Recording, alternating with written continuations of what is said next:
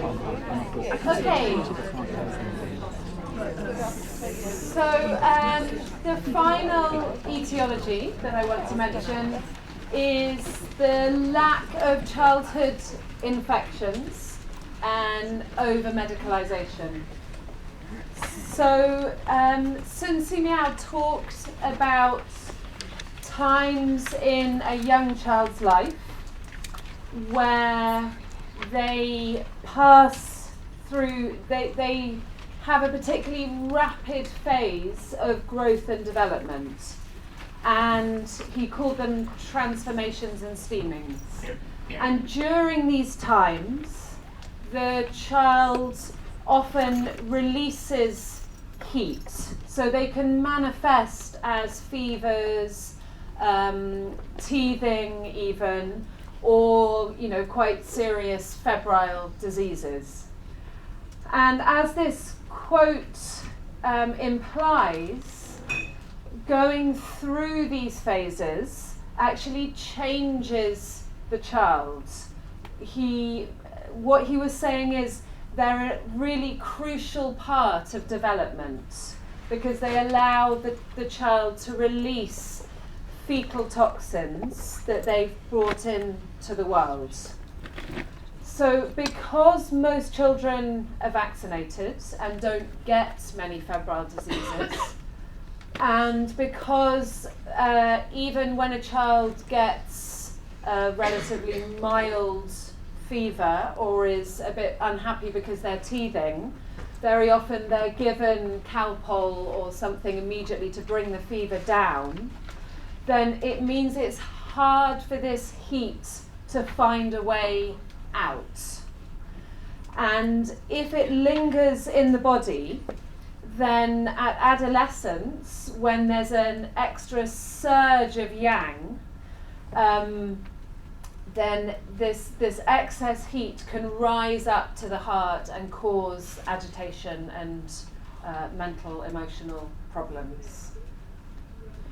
In another quote, Sun Si Miao also said, when these transformations and steamings are finished, the baby has become a human being, which I think is very interesting because he's implying that this somehow helps the child to become more kind of in the world, and to help the child's spirit to kind of incarnate into human form. So we can only speculate what this does to children when they're not allowed, as it were, to go through these transformations and steamings. But I think that's quite a major factor in the rise of adolescent mental health problems. So we're going to just briefly talk a little bit about the nature of adolescence, which I think of as the space in between. So the young person is no longer a child, but they're not yet an adult. In reality, they're often flipping from being a young child to being an adult, but they're going like this, or they're kind of paddling around in the space in between the two of them, not quite knowing who they are or what they are. So what does that feel like? Well, I hear teenagers say again and again and again things like, I don't know who I am anymore. One teenager, I wrote down the quote, they said, I used to know where everything was inside me, but now it feels like I'm a jumbled up jigsaw. So they sense that everything is changing, but it all feels very unfamiliar, and that can be very disconcerting. So, for example, it's right and normal that girls at the beginning of adolescence need to separate from their mothers. So one way that they do that is they start being, if any of you have girls, you'll know, being critical of their mothers and making kind of, comments about what they're wearing or that kind of thing. And they kind of recognise that they're doing it. They're suddenly being a bit mean to mummy, but they don't know why they're doing it, and that in itself can trouble them. And as I mentioned before, the qi at this changeover, this is essentially the second changeover of the 7 and 8 year cycles that we're talking about. The qi is very open. And when the qi is open, then the level of sensitivity to your environment increases. So again, if any of you have had or had teenagers, you'll know that you can be having kind of family banter that you've always had and maybe teasing them a little, and suddenly when they get to the age of 11 or 12 or 13, they become really offended and upset by something that you say that you might have said a million times before and it was all fine and they laughed, but there's that sensitivity that increases because of the opening of qi. And crucially, what drives the changes at adolescence is a massive increase in kidney yang. And that is what drives both the physical and the emotional changes. So childhood often, hopefully, feels like paddling down a nice, calm river. And adolescence often feels like being in the kind of the whitewater rapids. Or I think it can, if you're used to sort of driving a clapped out old banger, then at adolescence it's like you're suddenly put behind the wheels of a Porsche. And you have all this kind of extra energy and qi, but it's not yet integrated and you don't quite know what to do with it. So we'll see what effect that brings. So in health, this extra yang will be integrated gradually and it'll fuel all the changes that need to go on. But this doesn't always happen. And I'm going to talk about 3 key ways in which the qi can and often does become imbalanced at this time as a result of this surge of yang energy. So the first one is that qi becomes very constrained. So there's this wave, this surge of new power in the body, and if it doesn't have an expression, then it becomes constrained and held in. So if a child is expected to be perfect because that's the vibe of the family or the school or whatever, if they're never allowed to express their angry emotions, if they are generally not given enough freedom or don't find a way of expressing themselves, and if they don't move enough, then those will all add into the mix and increase the chances of this new qi leading to constraint. And instead of going kind of upwards and outwards, the qi implodes and sinks inwards and downwards. And as we all know, constraint of qi leads to depression. And the nature of the depression is often, what's the point? It's all hopeless, a kind of giving up, can't be bothered kind of depression.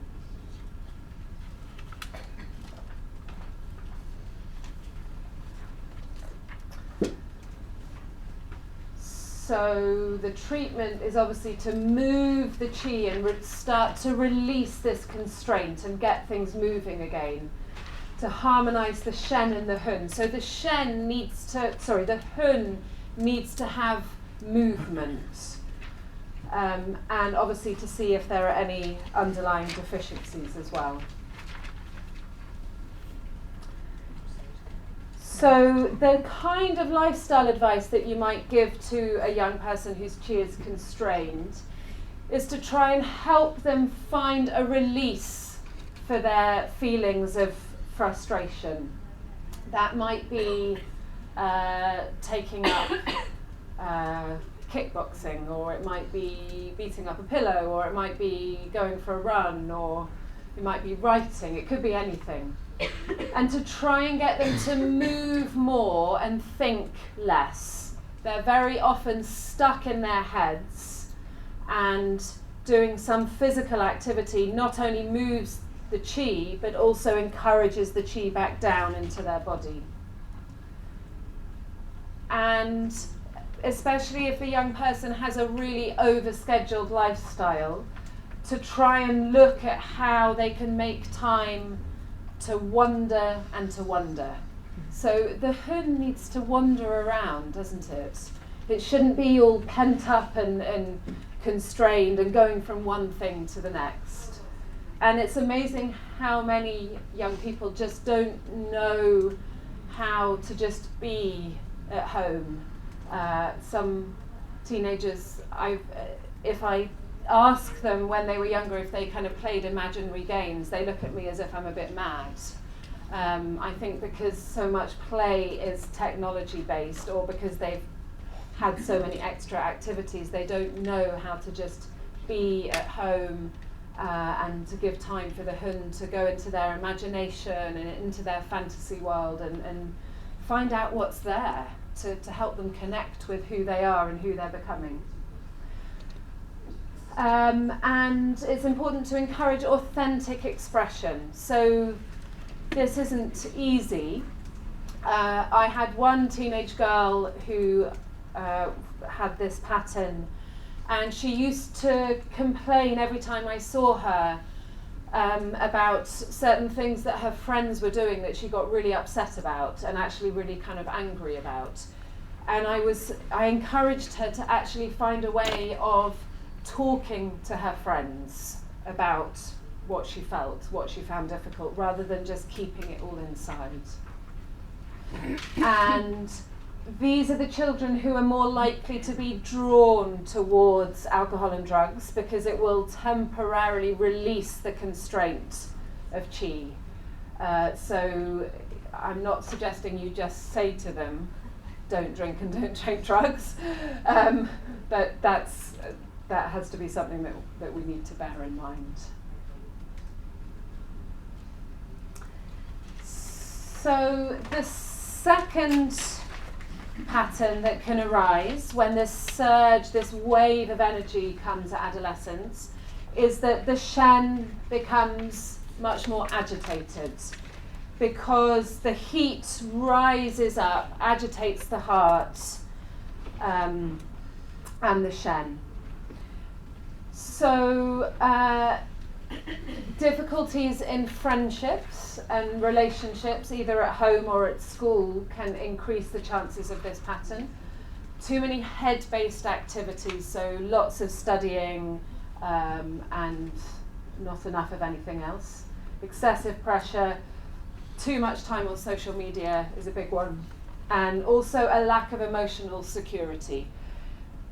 If things at home are not entirely happy, if the family situation is precarious and vulnerable, then it's going to be hard for the shen to feel rested and calm.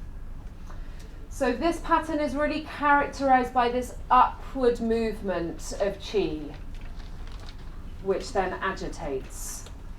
So in order to treat it, we need to help the chi to descend, and also find points to calm the shen. And very often underlying this pattern is a deficiency of blood and or yin. And I find that blood deficiency, particularly in girls, very often appears for the first time around adolescence, just before they start menstruating, when the blood is diverted to the menstrual process, and there's not enough to then house the shen adequately. And obviously this is also a time when a lot of girls sadly start dieting, don't eat so well. Part of their teenage separation from their parents may be that they decide they're vegetarian, which means that they're less likely to get good blood nourishing foods. Yes, they are, yes.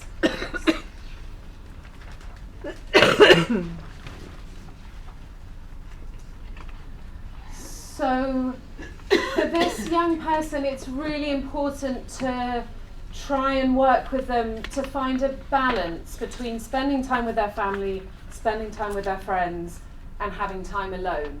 Because the more agitated the Shen is, the more they need that contact with people to feel okay about themselves.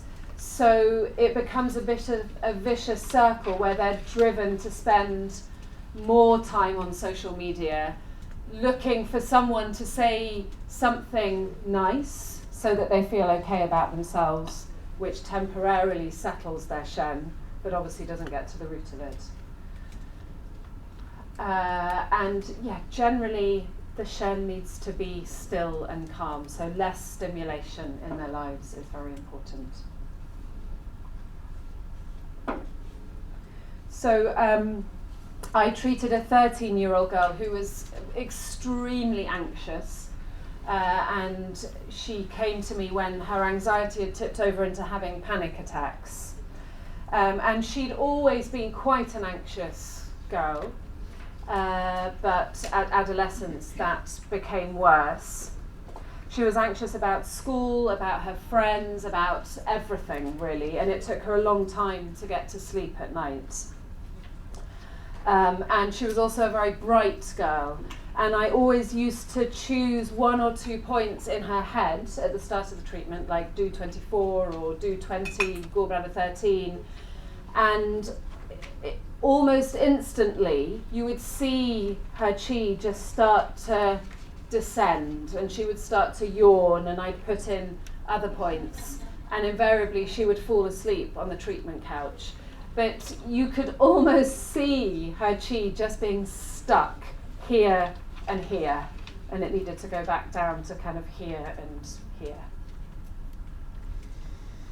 Will you go over points with us? Sorry? Will you go over points? I don't think I'm going to have time to go over points, unfortunately. But I would just say I don't have any point prescriptions. I would... I will talk about point categories actually, but I think that you have to choose points that resonate with the person in front of you. Even you just saying that quickly, like do 24, do 20 is helpful. Okay, so when I can I'll pop points in. And then the third pathology that is common at adolescence is that this surge isn't strong enough. So the child approaches adolescence already depleted, and they haven't got the chi that it takes to get them kind of over this hill and to the other side. And these children are often both somewhat depressed and somewhat anxious. So they may be yang deficient, which leads them to feel a bit low and depressed, and they may be yin and blood deficient, which leads them to be somewhat anxious. So this may be a constitutional deficiency, but it may be that the child has been overscheduled from an early age.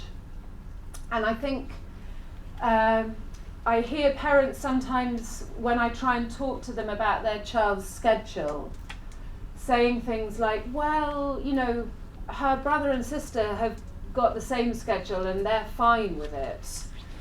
So I think being able to say to a parent, you know, I dare say that's the case, but this child has a different constitution to your other 2 children, and the reason that they're ill, the reason you're bringing them to see me is because they're not coping in some way, and therefore, you know, they need to have some more downtime. And obviously adolescents at this time then A lot of teenagers, they may be deficient, they may be struggling anyway, but their commitments increase. So they do more sporting activity, especially if they are a talented sports person, and their training will be increased. And they start partying, and they start sleeping less, and all the rest of it. And this child also may have a poor appetite as well. It's right and normal for adolescents to eat a whole lot more, and if they don't, it's a sign of an imbalance in their chi. And again, this child may not be showing any inclination to be a grumpy, rebellious teenager, and that's always a bad sign. So they haven't got the chi to do it. And so when you start treating them, they may start in time to be a bit more of a normal teenager, which the parent doesn't initially thank you for, but you can explain that it's a necessary part of the process. And we can do that in childhood. Yes.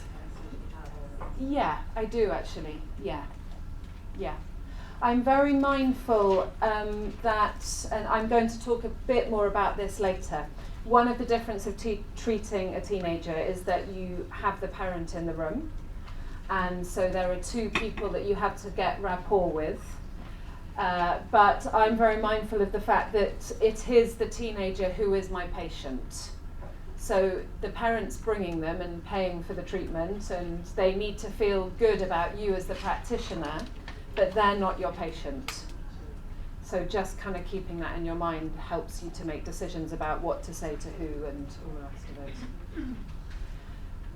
So you need to find out which organs are the most deficient, which are really struggling, and ensure that the fire of the gate of life is burning strongly. So I often go for kind of big nourishing points like do 4 with moxa, Ren 4, as well as points related to the particular organs.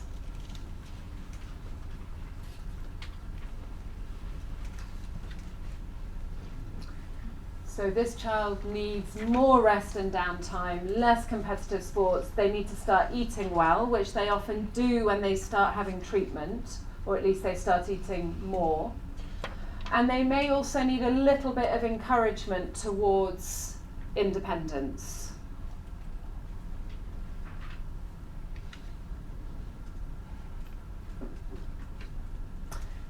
So I treated a girl who was 15 years old, and her mum had told me before she brought her that she was 15, and when she walked through the door, I honestly thought that she was probably about 11.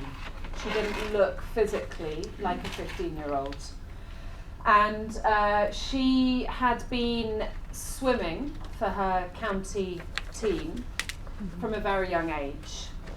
And I think largely because of that and having a relatively poor constitution, she just was not having this surge of yang that she should have been having at adolescence. She hadn't started menstruating yet either. But she came because she was feeling very depressed, and she talked about feeling more and more isolated and different from her peers, which she was, because they were all going through these changes that she didn't have the kind of chi to go through. And it was interesting because when she was on the couch, she always wanted me to put lots of blankets over her, and she would wrap up as if she were a baby. And I felt that she used to kind of regress when she was in the treatment room, which teenagers commonly do, and parents say things like, gosh, I don't know where that came from. They haven't kind of seen their teenagers acting like they sometimes do in the treatment room for many years. But being able to regress and kind of go back then helps the teenager to make the leap forwards. So sometimes that's an important part of the treatment, to just kind of allow that regression in the treatment room in whatever form it takes. So with this girl, I use lots of moxa. I gave her very, very strong treatments, and it felt like each time she came I was kind of refueling her, and eventually she was refueled to the level where she could kind of fly off and didn't have to keep coming back for top-ups.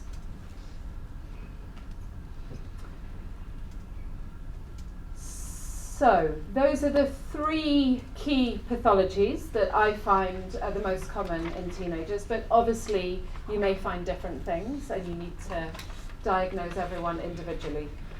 I just am going to briefly look at the 5-element perspective of anxiety and depression before talking more about practicalities at the end. So I don't know if any of you have ever seen the film Inside Out. Yeah, some of you have. So it's not often that I kind of rave about a Disney Pixar film, but it's an amazing film. And I often tell my teenagers who come to go and see it if they haven't seen it. The main character, Riley, is depressed, and she can't get back to a place of happiness because she avoids her feelings of sadness and anger. So it's a wonderful illustration of the importance of allowing all 5 emotions, and that if we try and block one, then we won't be able to achieve any of the others, as it were. So I recommend the film. It's I'm sure they must have had an acupuncture consultant when they were making the film. There are many parallels to the 5-element system. So, the kind of wood element depression that we see may be a child who, as I mentioned earlier, feels like there's no point, everything's hopeless, what's the point in trying, can't be bothered, that kind of feeling. It may be a child who's lost their sense of direction and vision. Alternatively, it may be a child who is constantly furious and raging and stuck in the emotion of anger. And passive-aggressive behaviour is quite common in teenagers, particularly when they have an imbalance in wood.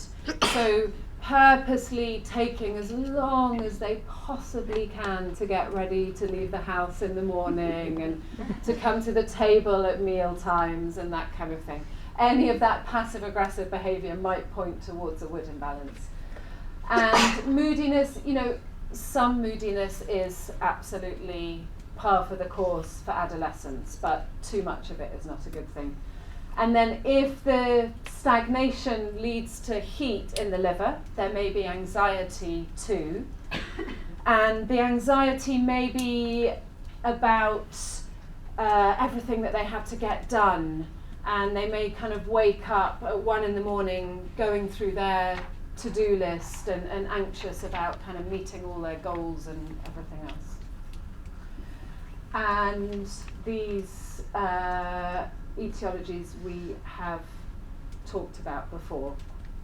If there's a lot of conflict in the home, alternatively, if no one in the family ever gets angry with anyone and it's all suppressed, then that can partly just through modelling lead to an imbalance in the wood element. Rebecca, sorry, are you saying, when you're talking about imbalance in the wood element, you're not necessarily saying that's CF, or you are? I'm I'm not necessarily saying that, partly because I'm aware that not everyone here is a CF practitioner, but it could be, but it could just be an imbalance. Yeah.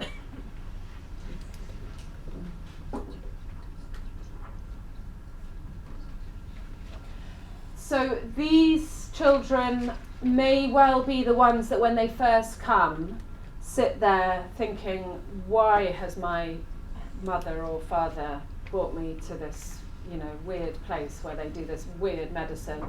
and frankly seem kind of fed up with even being there. And that's a situation where just get them on the couch, get the needles in, and get their chi flowing, and then they'll start talking. Very often, the teenagers who won't talk at the beginning, they talk at the end of the treatment or once the needles have been in for a while. You shout out examples. Okay. Liver 14 I use a lot. Gate of Hope, and Liver 13, Chapter Gate.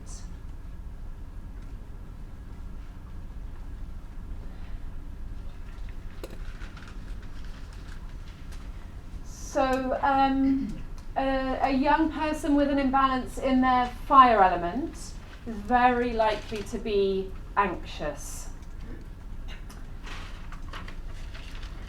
The heart needs a state of serenity for the Shen to want to go back home. And if there's no serenity, the Shen will be out there wandering around, not where they're supposed to be. This child may have a distinct lack of joy or sadness, and they may say things like, I used to love being with my friends, or I used to love riding my horse, but now actually it doesn't do anything for me anymore. Nothing really kind of raises their joy. They may be struggling in some way in their relationships with others. So they may hide themselves away because they feel too vulnerable to relate to others. Conversely, as I mentioned earlier, they might need constant contact because that's the only way that they can feel good about themselves. And there is a feeling about this child that they're not living through their heart and soul. So the Shen give us our uniqueness, and adolescence is a time to begin to find how our uniqueness is going to kind of manifest in the world and who we really want to be rather than what our parents have kind of said we need to be.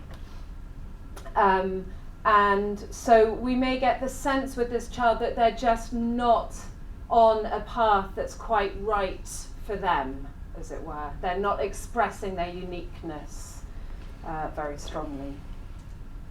So in Philip Pullman's books, the Northern Light trilogies, he has the concept of the demon, and that makes me think of the Shen.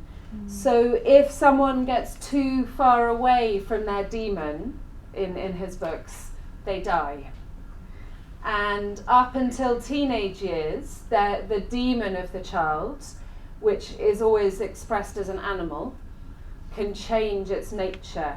And then from teenage years onwards, the demon becomes fixed.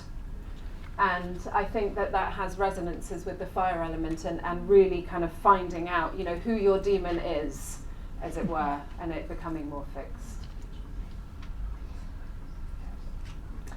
And many teenagers feel very unloved and rejected, partly because their behaviour makes them a bit harder to love than they have been up until that point in their life. So it can be challenging for a parent to keep expressing their love when their teenager is being absolutely vile to them. But even if they are being vile, it doesn't mean that they don't need to feel loved anymore. And that's another purpose that we as practitioners can serve in the treatment room. We can relate to the teenager, to their good sides, and remind the parent who's sitting there that their child is a lovable, wonderful human being after all, and they might not have seen that for a while. Points. Oh, points. I have a longer version of this with points in. I can send it to you. Is that an easier?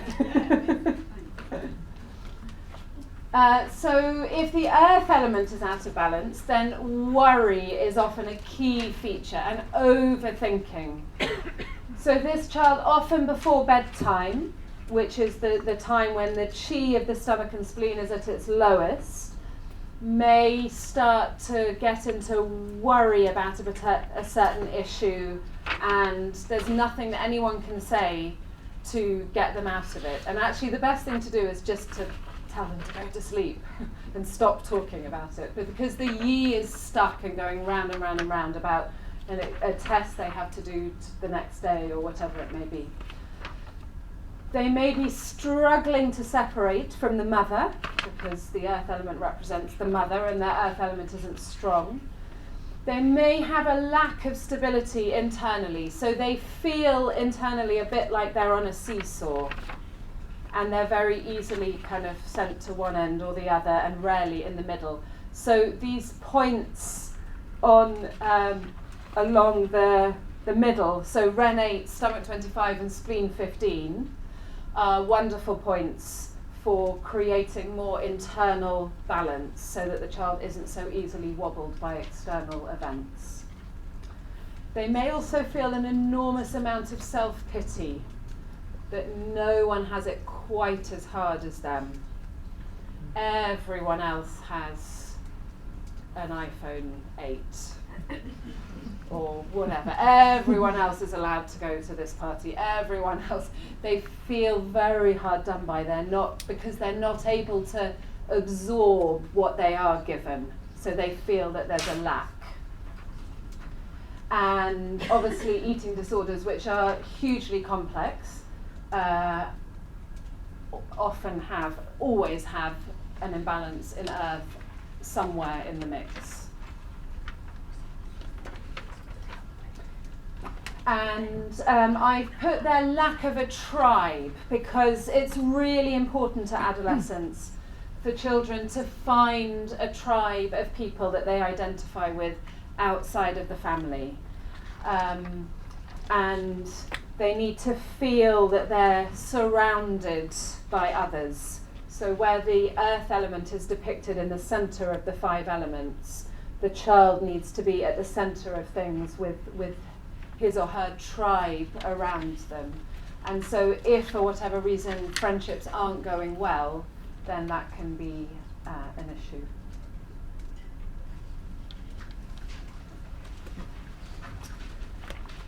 So a child with an imbalance in the metal element may be very melancholic, very sad, and they may be emotionally very fragile.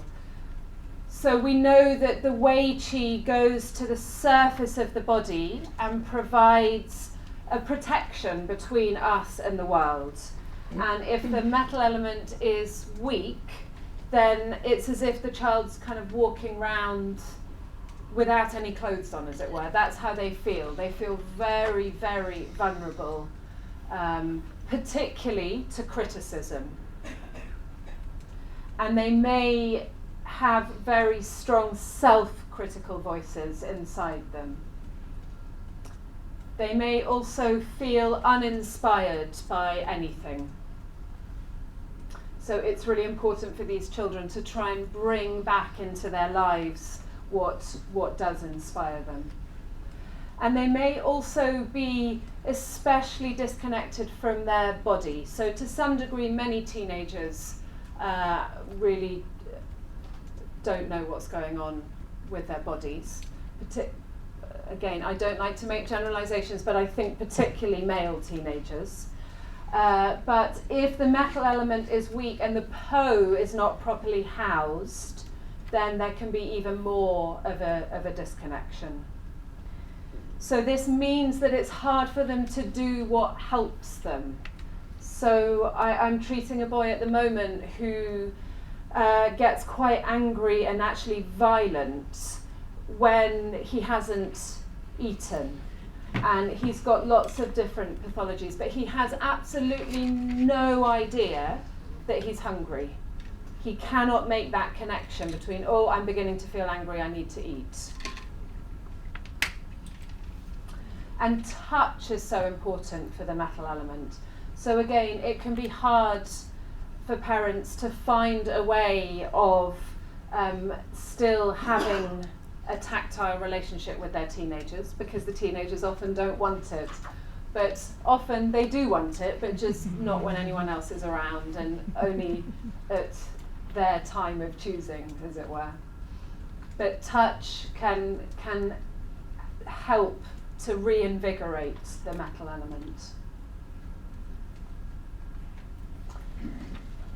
And the water element, so the water element is inherently strained at adolescence because the kidneys drive so much of the changes that are going on. But as you all know, if kidney yin particularly is deficient, then it very often leads to anxiety. And this kind of anxiety can manifest as the child never being able to stop, never being able to rest. They drive themselves all the time to do more and more and more. But they never quite feel relaxed enough to stop and have breaks. Alternatively, they may go the other way if they're more yang shu and be really apathetic and depressed and never want to leave the house.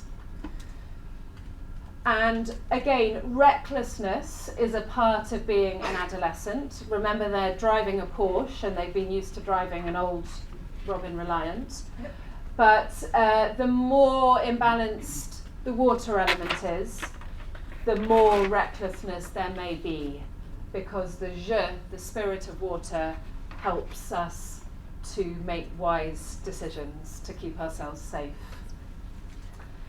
And many adolescents with a water imbalance are just exhausted, and they walk into your clinic and they have dark circles under their eyes, partly because they are always driving, pushing themselves.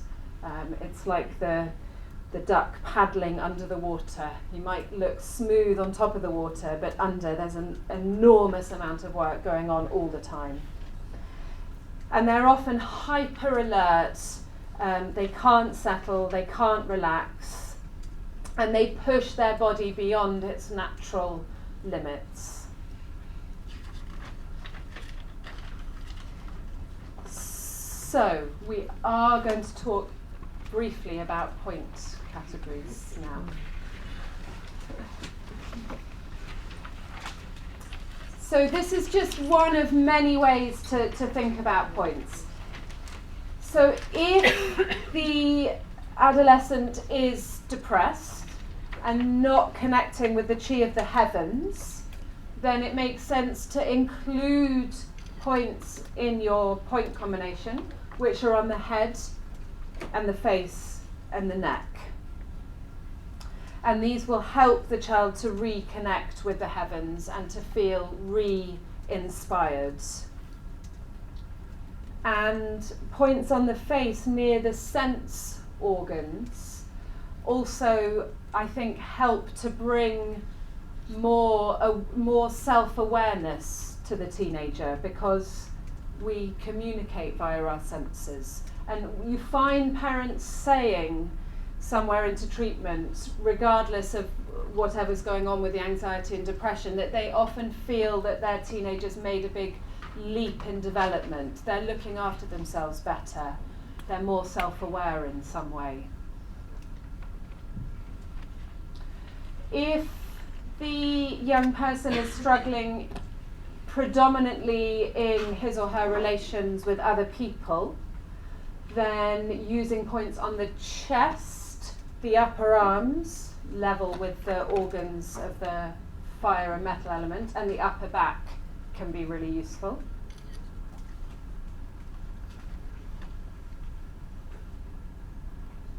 So the kidney chest points, the outer back shoe points on the upper back, for example. And if anxiety is the big problem and all the chi is up here and the child isn't rooted to the earth, as well as using points on the head to send the chi downwards, it's important to use points on the lower burner and the legs to root, to grasp the chi, to keep it held down. Particular favourites of mine are stomach 30, Ren 4 and Ren 6, bladder 52, kidney 1, if they can handle it.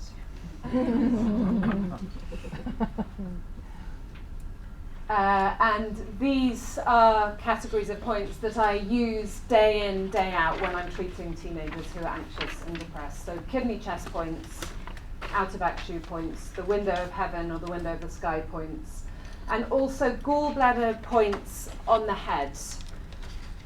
So if you think about, I think almost half of the points on the gallbladder channel are on the head. The gallbladder channel has an enormous effect on the brain. And after all, these young people are going, a lot of what's going on is driven by the changes in the brain. So I find those very powerful points to use on them.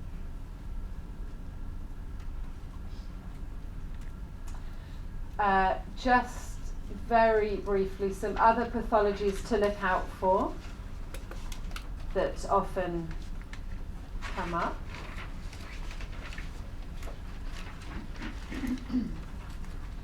So there's often heat, especially in the case of anxiety, which is agitating the Shen, phlegm, which is misting the mind or harassing the Shen. There are many changes going on in the Chong Mai at adolescence, and this can lead to Qi rebelling upwards in the Chong Mai and then agitating the heart. For those of you who are familiar, the internal and the external dragons, I find many teenagers are possessed. I find myself doing the internal dragons on a higher percentage of teenage patients than on anyone else. And I think it's partly because their chi is so open that they're absorbing so much from their environment. I rarely find a husband-wife imbalance on a teenager, but I have done, and I have several times, mainly in, I can think of one case of a girl with a very serious eating disorder, and husband-wife often reflects a very, very deep conflict in the person. And in this girl, I really felt that her conflict was, do I want to carry on living or do I not? She was slowly killing herself. And doing husband-wife didn't obviously fix everything overnight, but it did seem to help her to turn the corner in her treatment of her eating disorder. And another child I found it on was really struggling with their sexuality, wondering whether it was a young man, wondering whether he was gay or not, and he wasn't only wondering about it, he was deeply anxious and upset about it, and that had caused a husband-wife imbalance. And also look out for entry-exit blocks. So I want to finish in 5 minutes, race through some practicalities.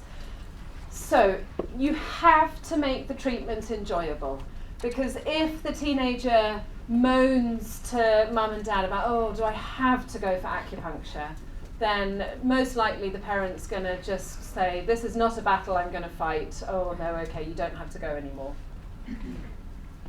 So just be authentic with them. Don't try and be one of them, but just be yourself. And don't put them under any pressure to reveal anything that's going on that they don't want to reveal, and make it light-hearted. And obviously everyone needs something slightly different. When a teenager first comes in, my first question is nearly always something like, tell me a bit about yourself. Tell me what your interests are. Start off by tapping in to something that's positive, rather than saying, I hear you've been feeling anxious and depressed. Tell me about it. Teenagers generally need a lower dose of treatment. So for me, that means using few points, few needles, and I use fine needles. I use finer needles on teenagers than I do on adults. So I normally use 0.16, the red Syrin needles. And I don't, because the chi is open, because everything's in so much flux, I don't find that you have to kind of really go for it and manipulate the chi really strongly until you have a very intense de chi sensation. You just have to make contact with the chi, and that's normally enough. If you can have alternatives to needles, then great. I have a laser machine because I treat a lot of younger children too, but they're expensive, so they're not for everyone. Even ear seeds, anything else you can do, it might be using your hands in some way, is useful. And just tell your patients and tell people you meet that acupuncture is an amazingly effective treatment for teenagers who are struggling, because often people just don't make the connection that we can help, and we can. So finally, focus on the young person's potential rather than their problems. So do that by getting them to talk about what they want to talk about, what fires them up. I think every teenager, however depressed they are, somewhere in there has a spark, something that sparks them up. You may have to search for it, but it's always there. And you have to really strive to be compassionate sometimes when you're working with teenagers. Most of the time they're great. Some of the time they can drive you mad.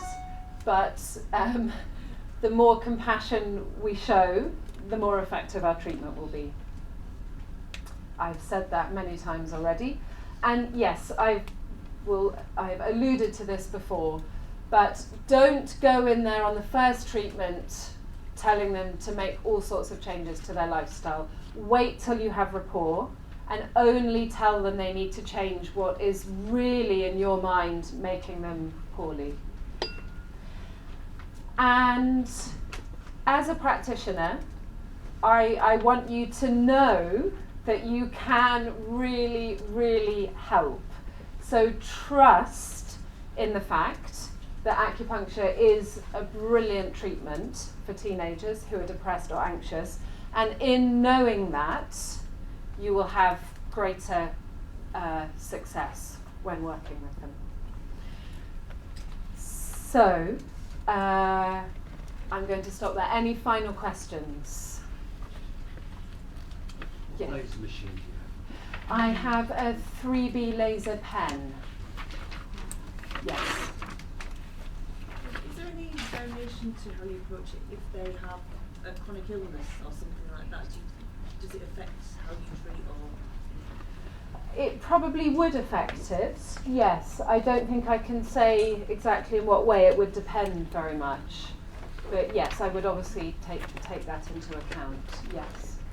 How easy is it to diagnose a CF? And if so, do you tend to go down that route and do the other support stuff with pathologies and stuff? I think it's... And how important is it to kind of do that?